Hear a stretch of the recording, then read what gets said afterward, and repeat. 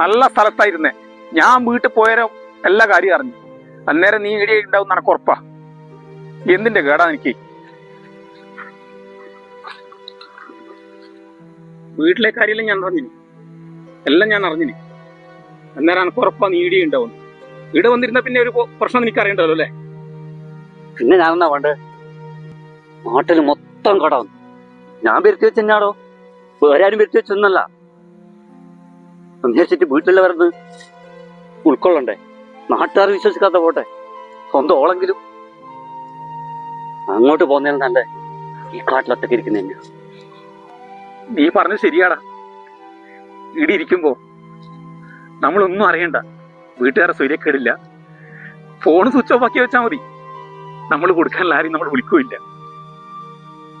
പക്ഷെ എത്ര നേരത്തേക്കാന്ന് ഇവിടെ പറ്റിക്കാന് ഇറങ്ങി തിരിച്ചു വരിക? അതെല്ലാം സാധിക്കൂ? എന്റെ മനസാക്ഷിയോട് ഈ കുളിക്കാൻ പറ്റുവാ? ഒരിക്കലും പറ്റൂല. നമ്മള് ചിലപ്പം വിളിക്കുമ്പോ ഫോൺ എടുക്കാൻ പറ്റൂല, ചിലപ്പോ മനഃപൂർവ്വം എടുക്കാണ്ടിരിക്കൂ. അതെന്നാ പറയേണ്ടത് വിചാരിച്ചിട്ടായിരിക്കും. പിന്നെ ഇങ്ങനത്തെ സ്ഥലത്തിൽ ഇരിക്കുമ്പോ നമുക്ക് വേണ്ടാത്ത ചില ബുദ്ധിമോശം അങ്ങ് തോന്നും. നമ്മൾ വിചാരിക്കൂ ഒരു മധുര പ്രതികാരാന്ന് അവരോടെല്ലാം ഉള്ളത്.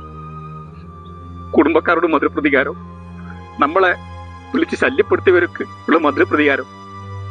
ഒരു പ്രതികാരവും ഇല്ല. ആരാ നമ്മൾ ഓർമ്മിക്കണ്ടേ? ഞാനും നീയെല്ലാം മരിച്ചാൽ ആരാണ് നമ്മൾ ഓർമ്മിക്കണ്ടേ? 2 ദിവസം ഓർമ്മിക്കൂ. അത്രയും വിലയുള്ളൂടെ നമുക്കല്ലേ ഈ നാട്ടില്.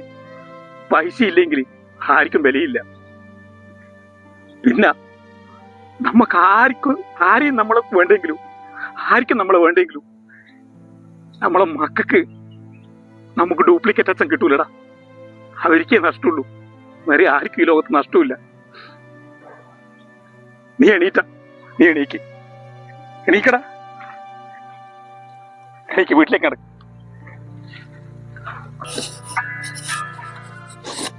ഹലോ, പറയടാ. ഹലോ കൊമ്പിടി, ഷൈജു കടുങ്കൈ ചെയ്തടാ.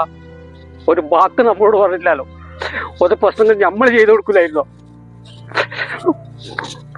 എന്താ കുപ്പിടിക്കണേ? എന്താ ചങ്ങായിയുടെ പൊട്ടെ? നീ എന്നാടെ കുറിച്ച് പറയുന്നത്? ഓനിതാടാ എന്റെ. ഞാനും നീയെല്ലാം മരിച്ചാൽ ആരാണ് നമ്മളെ ഓർമ്മിക്കണ്ടേ?